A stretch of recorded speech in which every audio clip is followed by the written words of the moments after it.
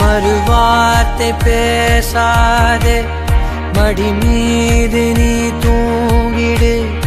இமை போல நான் காக்க கனவாய் நீ மாறிடு. மயில் தோகை போலே விரலுன்னை வருடும். மனப்பாடமாய் உரையாடல் நிகழும். விழிநீரும் வீணாக இமை தாண்ட கூடாதென துளியாக நான் சேர்த்தேன். கடலா